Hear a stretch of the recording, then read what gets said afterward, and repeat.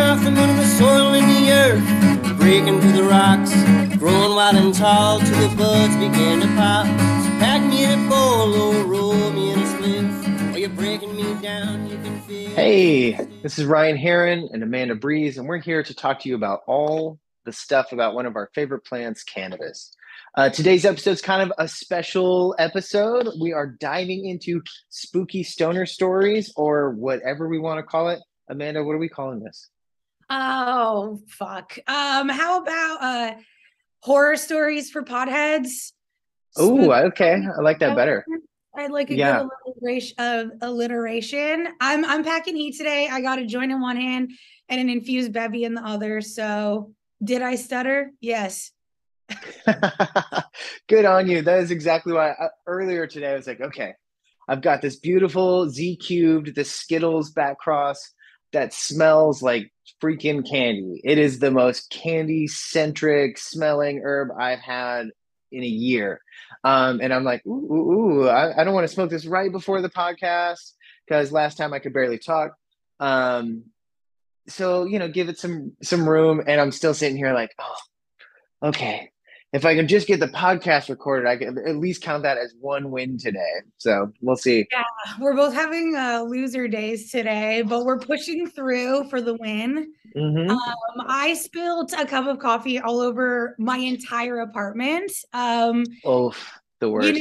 Like for literally one cup of coffee, it touched everything in my life. So I don't know how that happened or why, but it's just been one of those weeks. Yeah, well, hey, you did a good job of mopping up. There's no coffee halo or splatter around you. I like your little friendly pumpkin in the background. Yeah, I got my spooky setup here.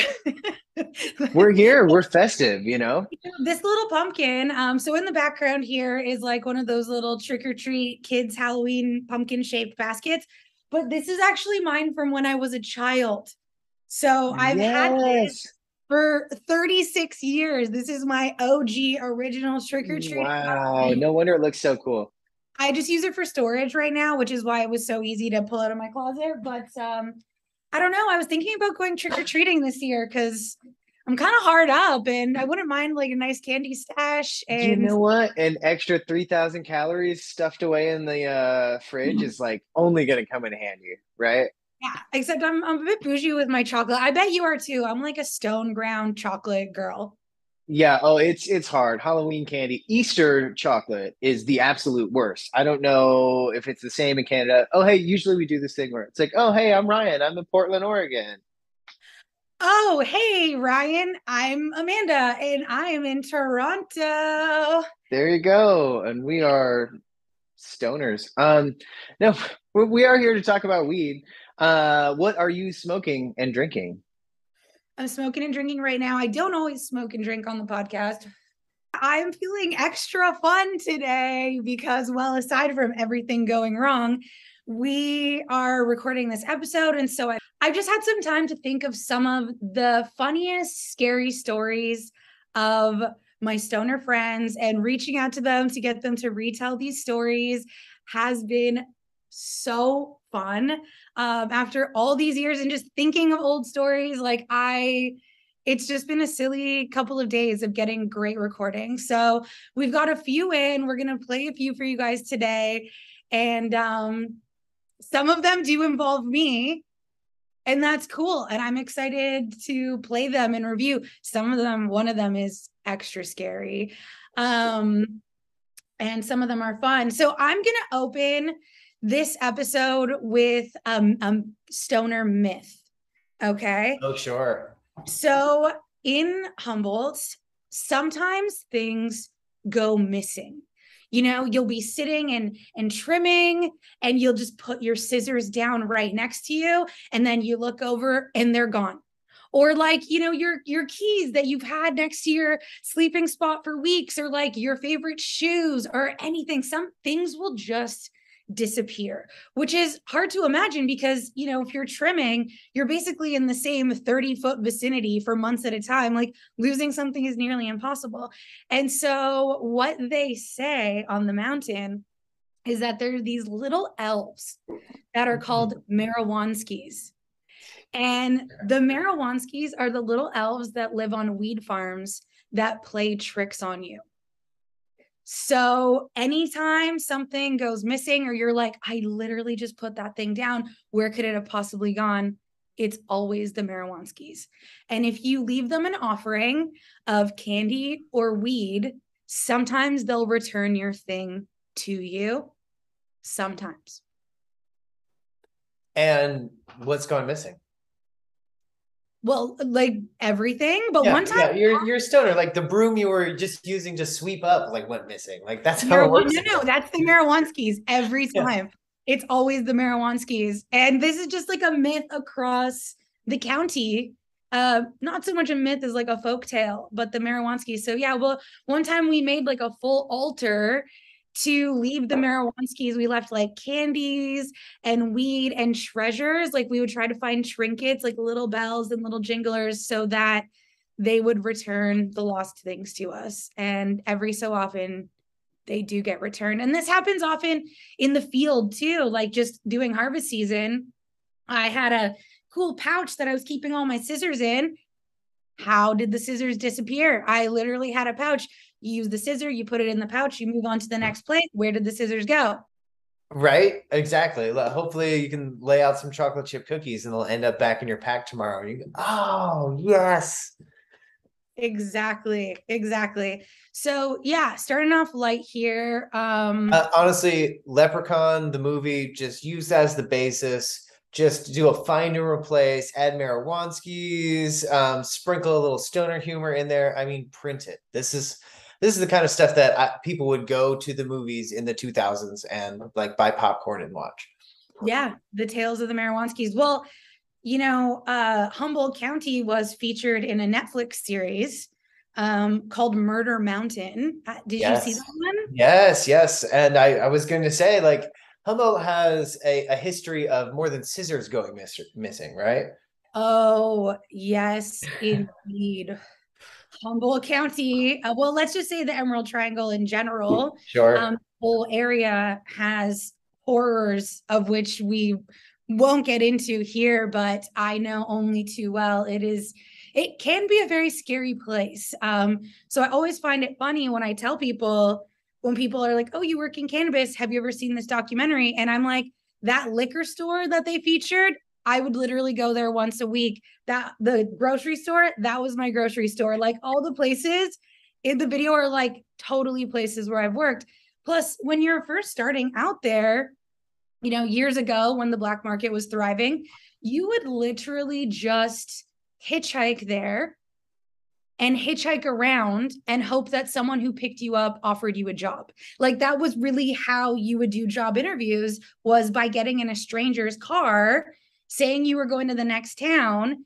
They're sussing you out, you're sussing them out. And if you're getting good vibes at the end of the ride, they'll say, hey, I need some trimmers. Do you want to come to my farm? And you would say yes. And that's how you got jobs back then, which is horrifying, but how I got many jobs and also traumas. Like people are weird. So one of our stories today was sent in by my friend Alaya. Nice. And me and Alaya got our first trim job through this weird job game in a place called Redway. And to paint the picture of Redway, it is tiny. Redway is a speck on the map. It has a coffee shop with free Wi-Fi. And that's about it. I think there's a convenience store that sells sandwiches, banging sandwiches. So like you would either sit on the deck at the coffee shop or sit outside the sandwich shop and just wait for people to come to town looking for workers. And again, if they were cool, you would just go home with them. So we got our first job loitering outside of one of these two places. Perfect. And it almost ended my career in cannabis because of how terrifying it was. So I'm going to play this recording and hopefully our advanced audio setup works here. Yes, we'll drop it in if it doesn't. So okay, so here's the story from Eli, and I may interrupt with some minor detail adjustments. Okay, sending a spooky stoner story. This one Amanda, you may or may not have been a part of. I was a part of it, yes. I'll leave that up to you to disclose. My very first weed job in Hayfork, California, like. Oh, right, Hayfork. I said Redwood. Circa 2013, I think, something like that. It was 2012. Man hired us. This man named Crazy Dave. He lived in the middle of nowhere in the mountains, and he was definitely very creepy and kind of off. Made lots of empty promises. Had a little shack that we trimmed on the porch. The last day that we worked there, things were getting kind of tense because I don't think I don't know, can't remember if he paid us some. He definitely didn't pay us everything that he owed us. And tensions were getting high because he was just generally kind of a nasty guy. So my partner and I were sleeping in the shack on the first floor. It had 2 stories. Everybody else was kind of scattered around outside. And we woke up in the morning to one of the other people working with us saying, if you're going to shoot me, then shoot me. And then we heard 2 gunshots go off. And so we're just like immediately terrified because we can't see what is happening. And then so we like very quietly and swiftly pack all of our things up and are just like genuinely freaked out. And then we go outside and everybody else is still like lounging on their like tarps and like seems to be kind of not freaked out by the situation. And then there was a lot of arguing that happened. And then basically he wasn't going to pay us, but thankfully it is not a spooky story in the end because this man who I'm pretty sure was named Chief, he kind of acted as a like objectional community watcher person and made Crazy Dave pay us, and then we all left and never heard from him again. Okay. That is a true story. That is a true story. And yes, it was Hayfork. I said Redway, I meant Hayfork. Close enough. Crazy Dave was our first trim job. And he would shoot off guns all hours of the night. And one night it just so happened that he was shooting off guns. We had dogs and our friend went crazy and was like, you're going to shoot my dog. And Crazy was like, I'll kill your dog. Like, whoa, Crazy Dave, settle down. It's the first place to go. Yeah. It was like 4 a.m. We were all sleeping outside. Right. And then, it escalated. It really, really escalated to the point where there's like guns. People are screaming, shoot me if you're going to shoot my dog. And all of a sudden, just like Elias said, out of nowhere, a man walks up the driveway, this guy, Chief. And I will never forget this. He comes up to me. Why me? I don't know. Yeah. Goes, what's going on? And I'm like, yo, Crazy Dave's lost it. We need to leave. He won't pay us. It's 4 a.m. And Chief dead ass says to me, nobody steals from nobody on my mountain. I have no clue who this guy is, but I'm like, okay. And I'm like, bro, we're not stealing anything. Like, we're just trying to leave. This guy's lost his marbles. And Chief goes and makes Crazy Dave pay us, hands us the money, and just looks at us and goes, you guys should probably leave. Wow. So all 12 of us pile into a minivan with the dogs. Yes. Oh my God. Off the mountain. Yes. Hashtag Murder Mountain. I love that because that's like the end of an episode. And then the next episode, it's like, okay, where are we heading? Let's go get those sandwiches and see what we get into next. No joke. That is what happened.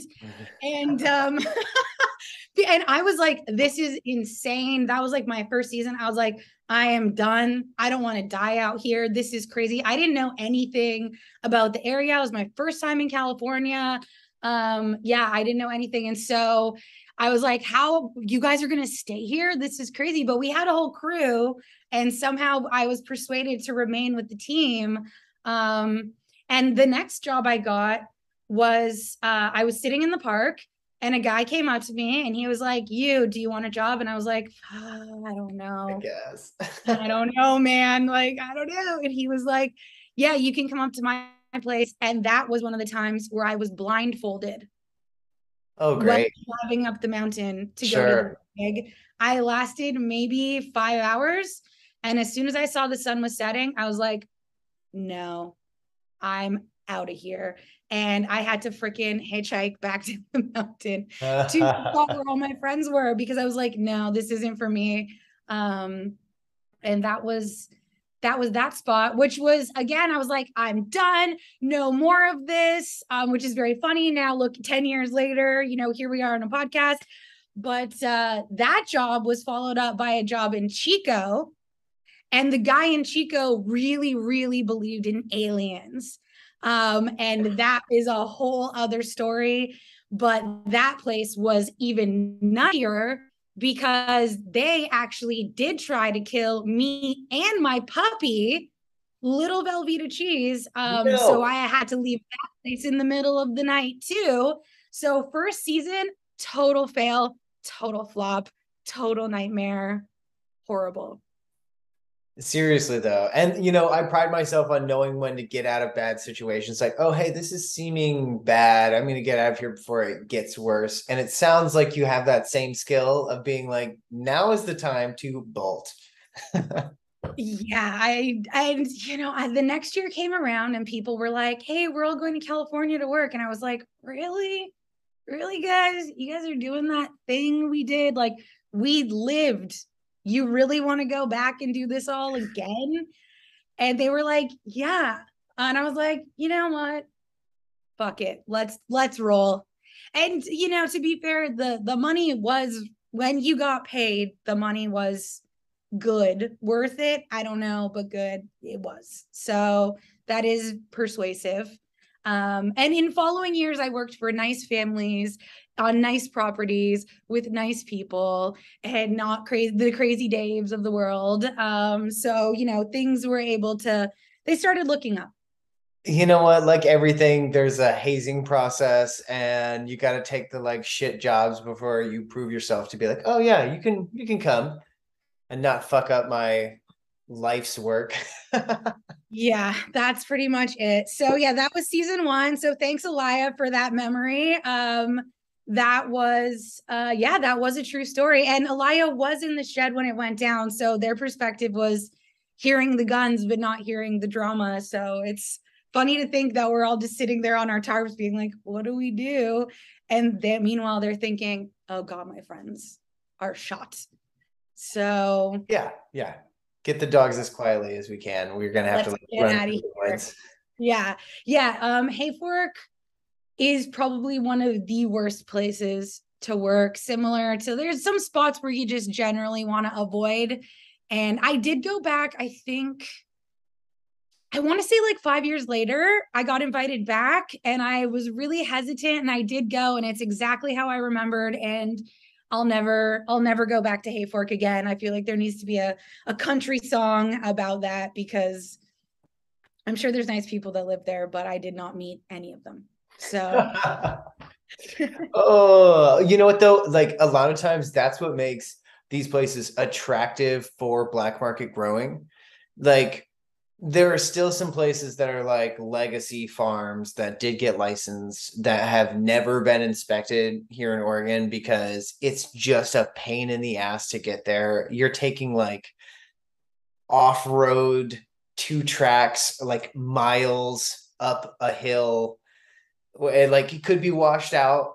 Like good luck if you don't have the right kind of vehicle to get there. And so it's like, yeah, that's an advantage back in the day where it's like, yeah, no one can even get up here if they wanted to, And now it's just sort of like, well, hey, it's a pain in the ass for us, but also nobody bothers us too much. So it's still an advantage. That's the thing. And I think that's what separates that particular area from some of the nicer areas that I worked, is that a lot of the farms out there I found were like 1, 2, 3 acre properties. So really small properties. So you can see your neighbors, they can see you, they're doing the same sketchy stuff you're doing.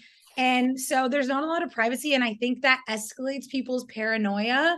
Whereas properties I've worked where it's like 100 acres or 1,000 acres, you have that privacy. You don't have to be as sketched out about what's going on at the bottom of your 20-foot driveway, because your driveway is like a 10-minute drive, and so Yeah, and there's a gate in front of it, and there's like one camera is pointed at it. Exactly. And so the gates are a big thing in California. Those big giant end of the driveway gates, you see them everywhere when you're driving around the Emerald Triangle, and you just know whatever's beyond that gate is none of your damn business, and you just stay on the one side. So one year I had a friend who was like, "Hey, we need some trimmers. Can you come up to my property?" It was, maybe a 20-minute drive from the property that I was working at. They said, "Yeah, go head up there for a few weeks. It's all good." But I had never been to this property before. And so the thing with California is like, when you're up in the mountains, none of these places have addresses, and none of these areas have service. That's the other thing. Your phone doesn't work. The internet doesn't work. You're really out there. And so my friend sent me directions to get to their property. And the directions were legit. Just like, drive up the road. You're going to go over one hill. You're going to get to the bottom of the hill. You're going to drive up another hill. You're going to see a mailbox. You keep driving. Then there's an electric pole. You keep driving, and then you're going to pass another mailbox. The next driveway is my property. And I'm like, this is stupid, but I'm going to try my best. So I'm following the directions up and down the hills, passing like an electric pole. That's your landmark, but there it was. So I kept on driving, and then I see the second mailbox, and I'm like, okay. And then the next driveway, but the next driveway was pretty far down that road. And I was like, I don't know. I feel like I drove too far. Did I maybe miss a driveway? And then I see this pull off, and I'm like, okay, this is the driveway. But their gate was very, very distinct. It wasn't just your classic metal bars. It had like a bear and like an eagle, which for me is like, this is a very distinct gate. Like, I feel like they would have said, oh, the gate has like a bear and an eagle on it. Yes. Yeah.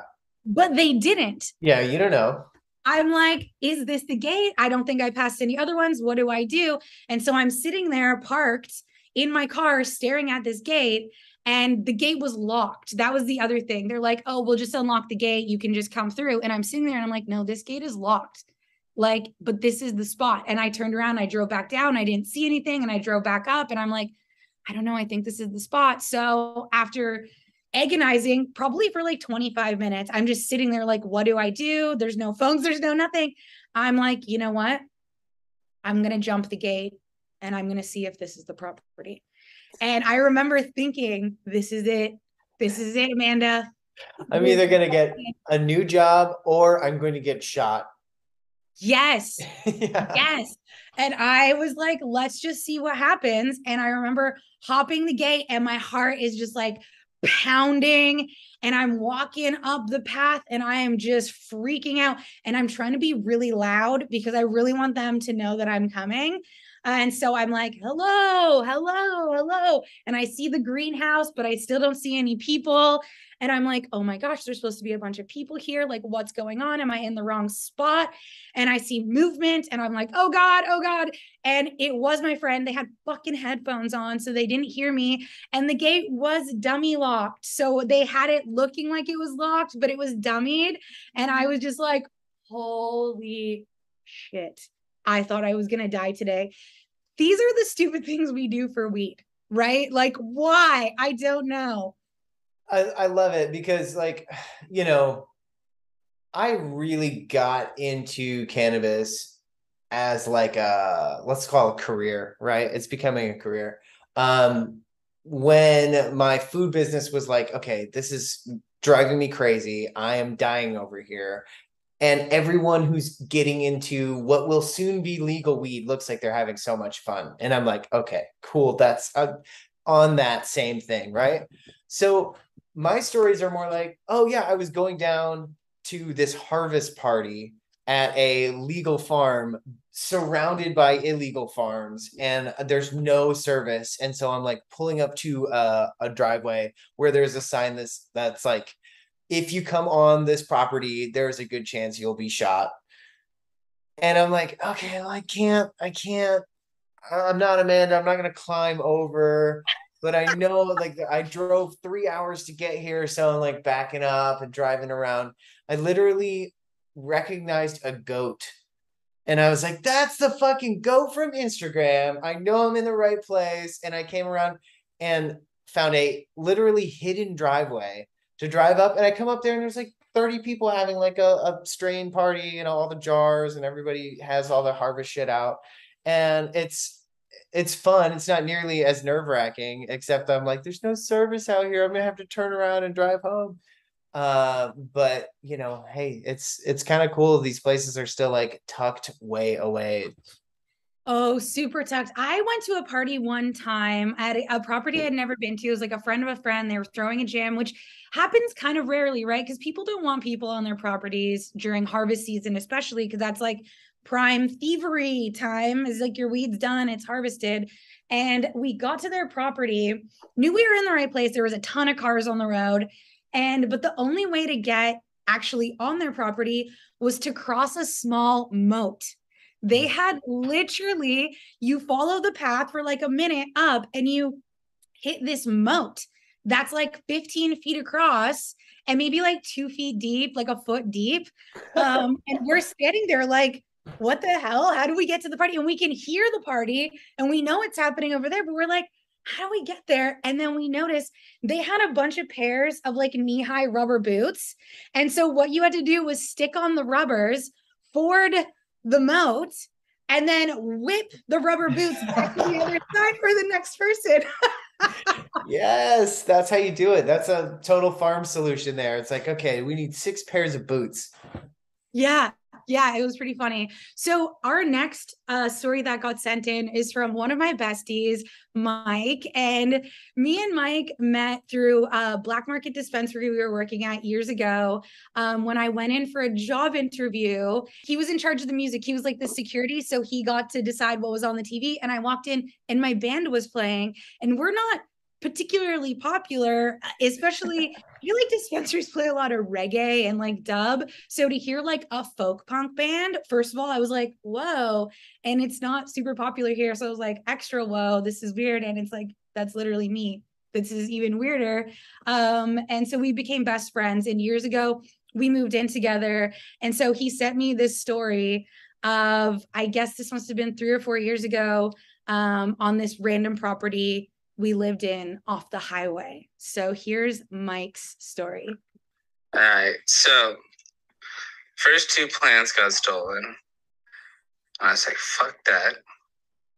Started rigging up Macaulay Culkin style my other 2 plants. Got fishing line with treble hooks. Started running them all down every branch. Tied the strings down to the base. So if you pull a branch off, you're going to get a fish hook in your hand.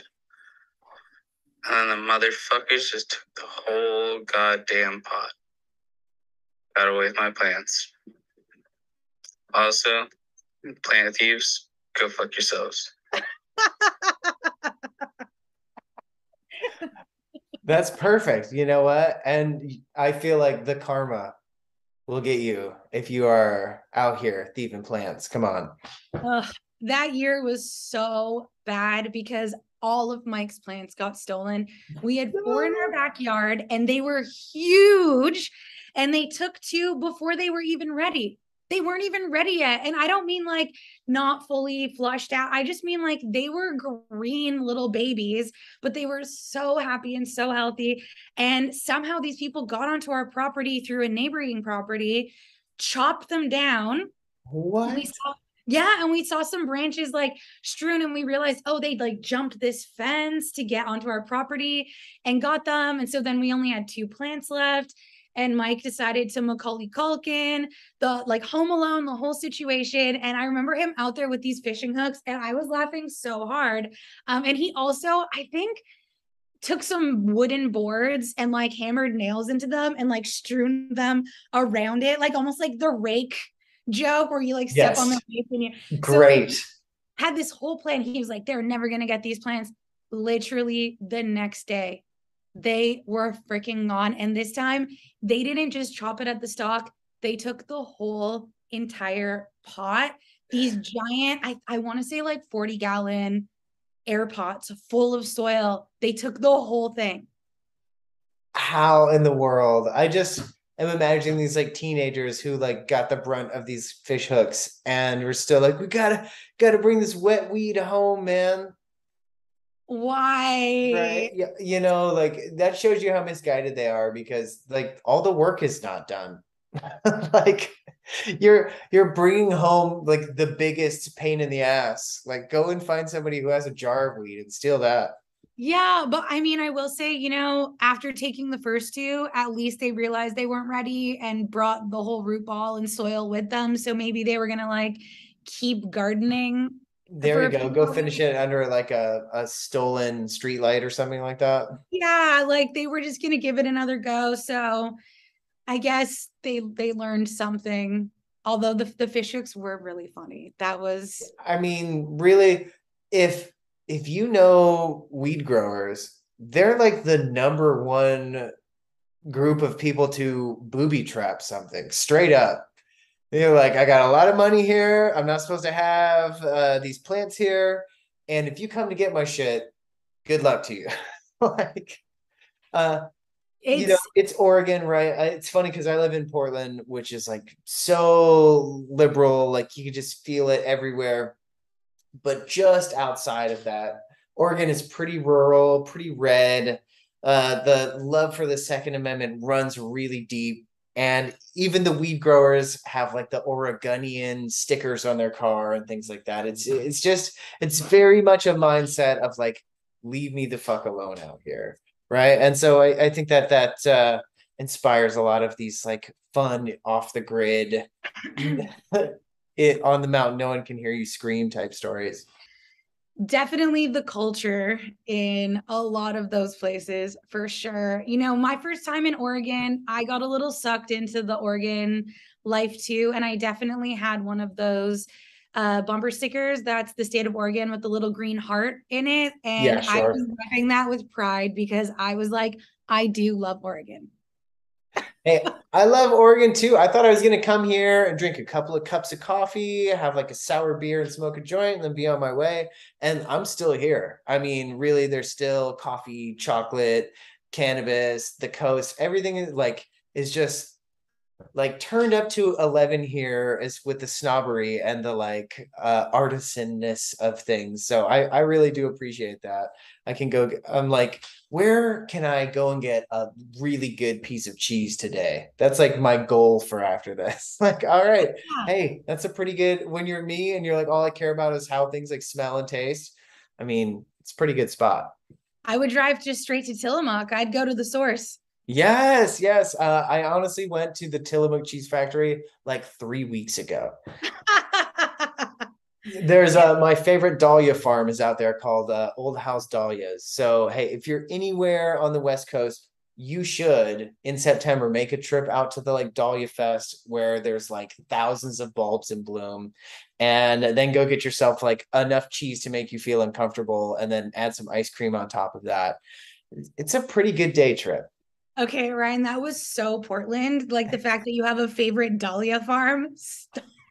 Yeah, yeah. That is a very, very Oregon. Oh yeah, we could talk lavender farms too.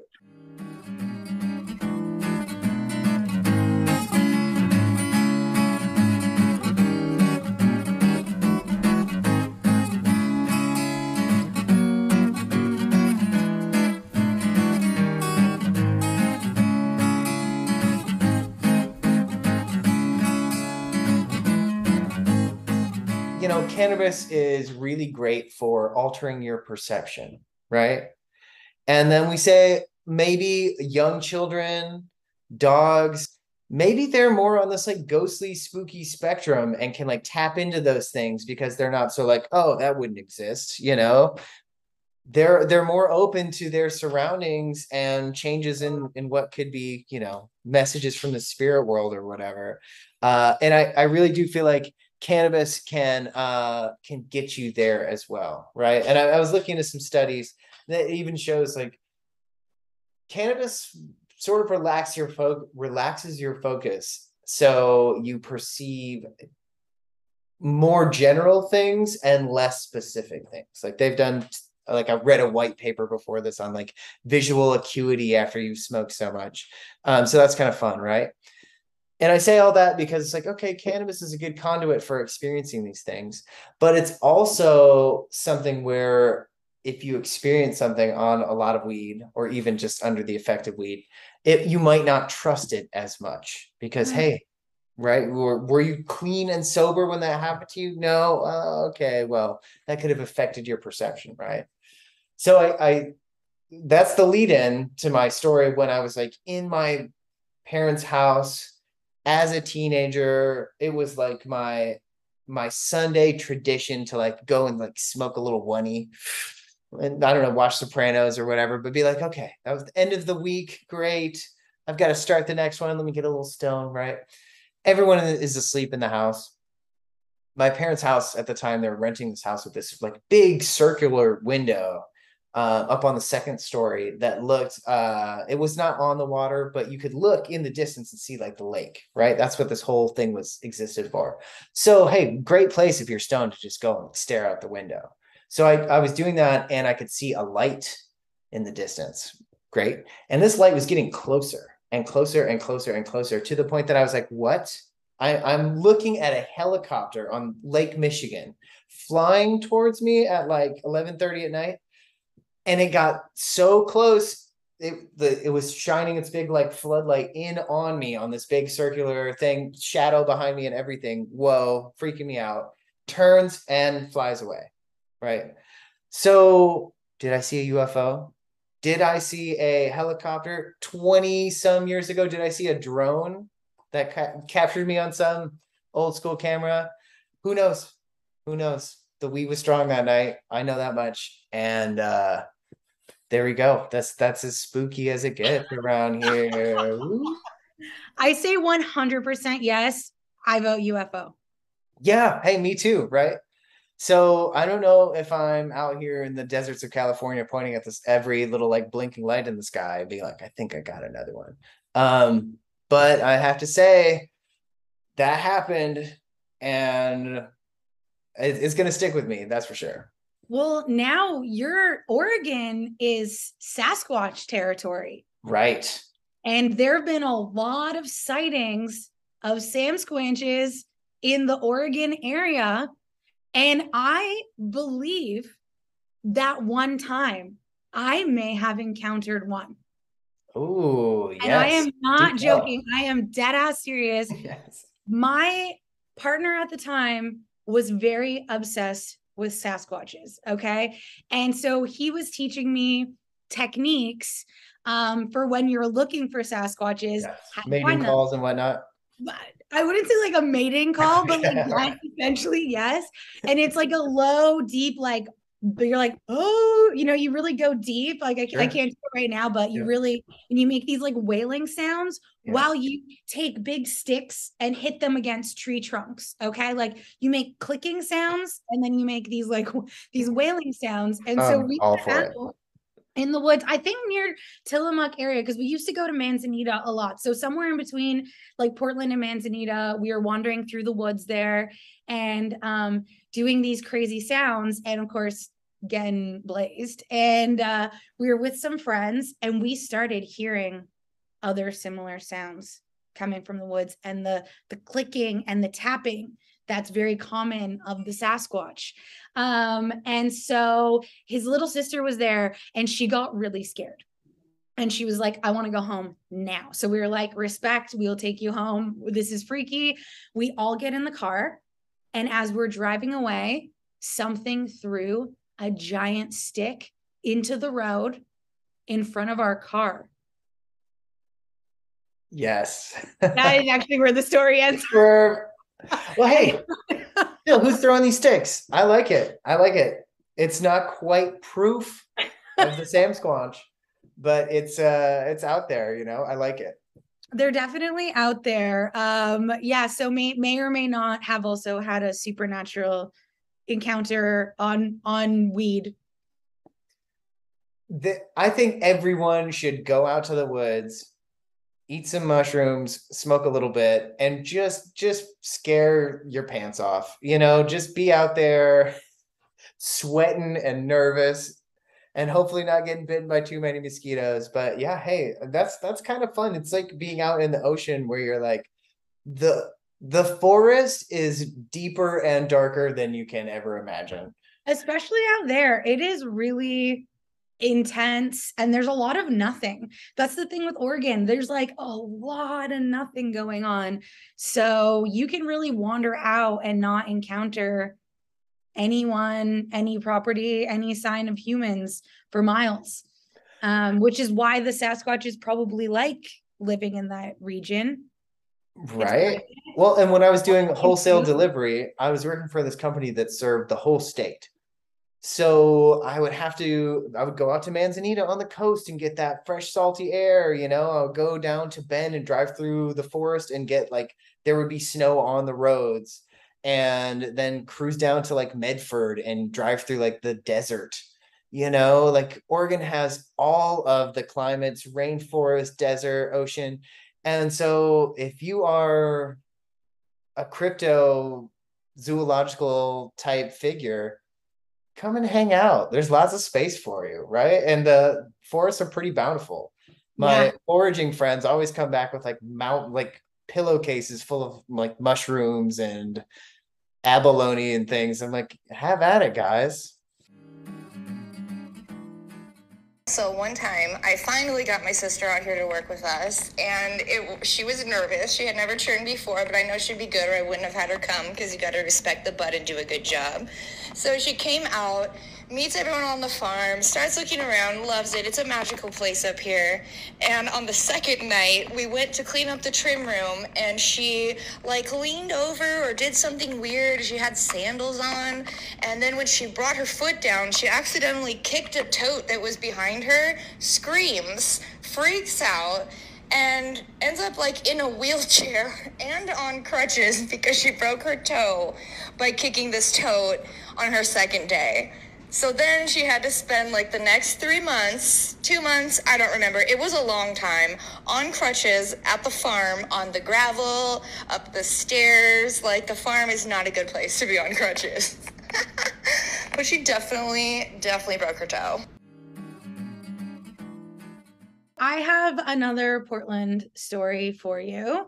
This is actually a Halloween-themed Halloween story because I was invited to a Halloween party in Portland. And so we went. I can't remember what I was dressed up as, but it was sort of like a potluck party. And so we decided to make infused caramel and make these little caramel edibles.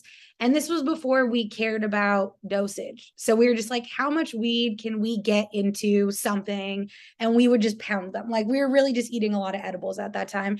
And so it just made sense. Let's bring in these caramel apples. That's what it was. Dipped in the infused caramel. These apples. Perfect. And dangerous because you want to eat too many of them. Yes.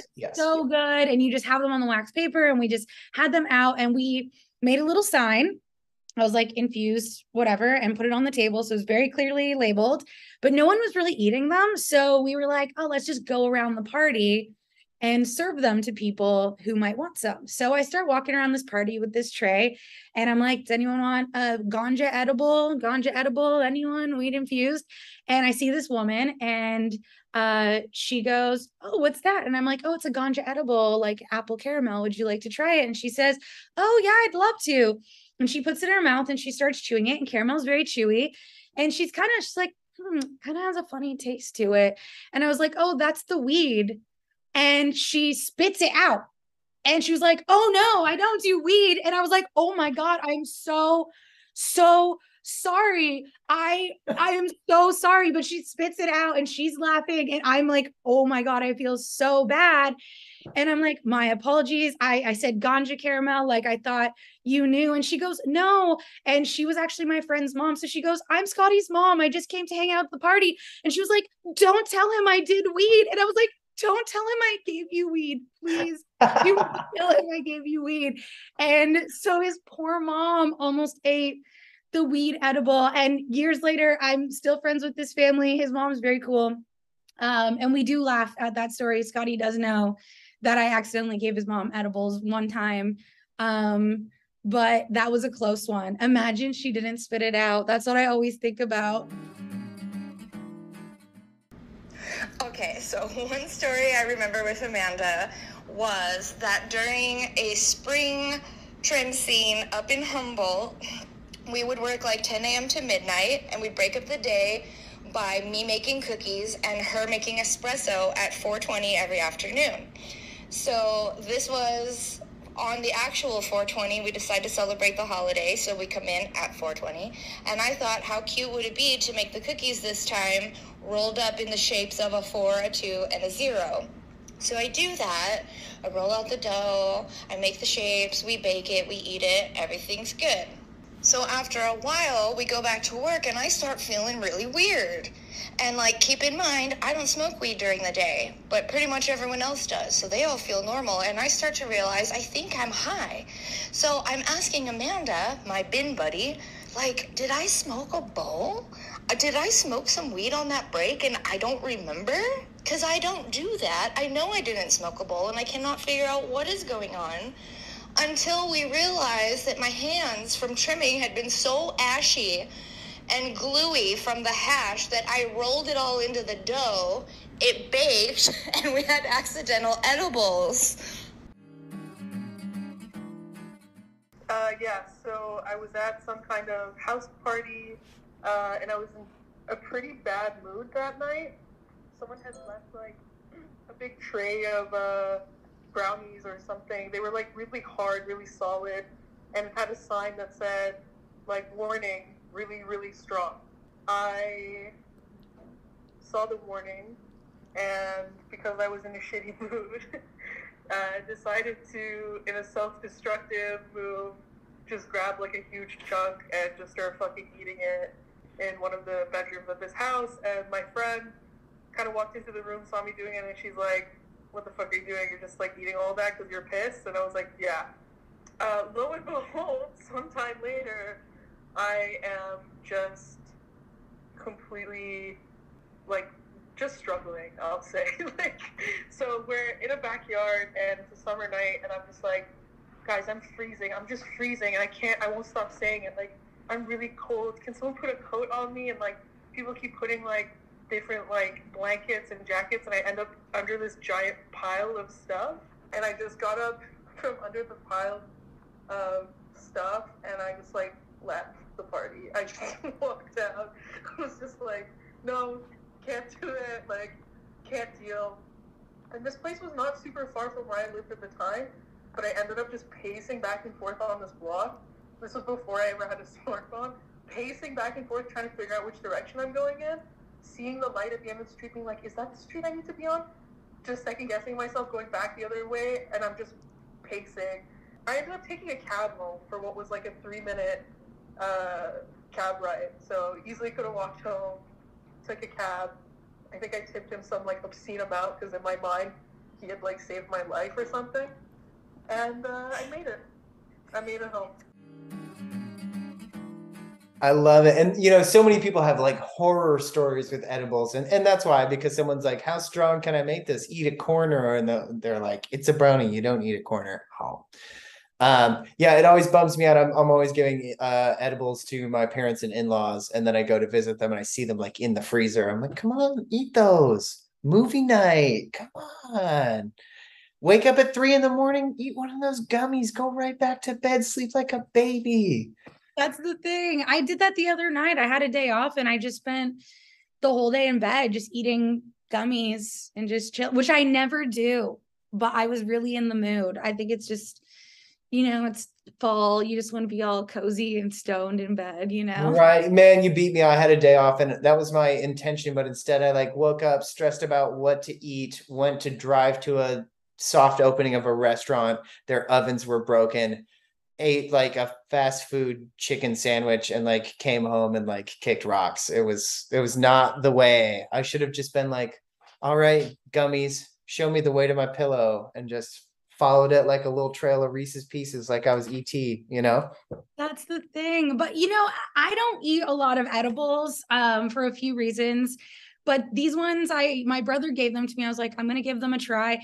And I gotta say, like, eating one gummy was kind of whack. Like, I really want to push for like whole bags of candy that are just in the milligram range, because there was something so unsatisfying about just eating one single gummy.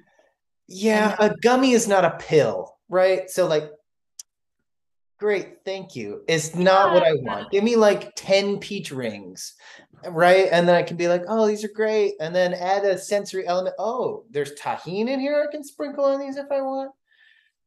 Hey, I'll have to come up with the name of this edible company. I'm afraid I have not seen them on the shelves in a while, but I used to really like it. It was like a real fruit puree, and they would do things that were like based on locations. So there would be like a Cuba Libre and like a Thai mango and things like that that were really fun.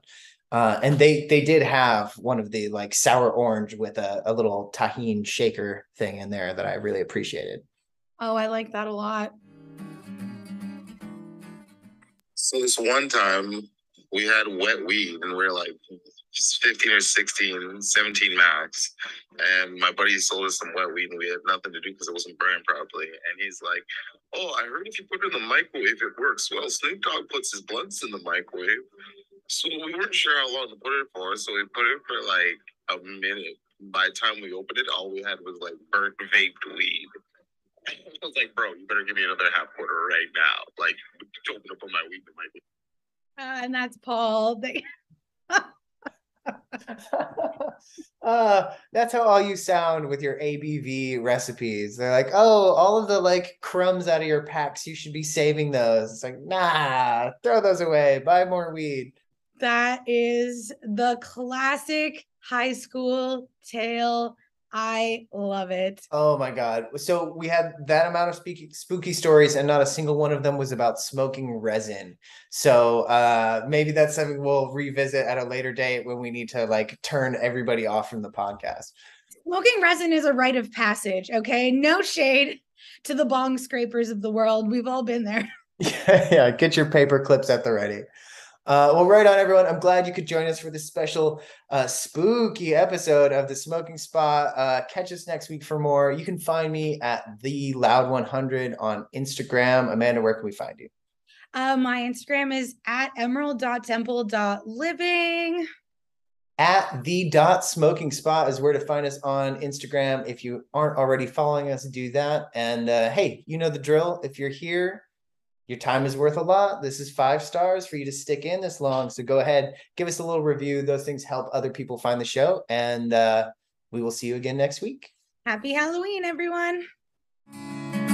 Said no matter what kind of pain and anguish life may bring you, oh, smoke it up, hold it down, and don't ever stop. Well, you can always find your smoking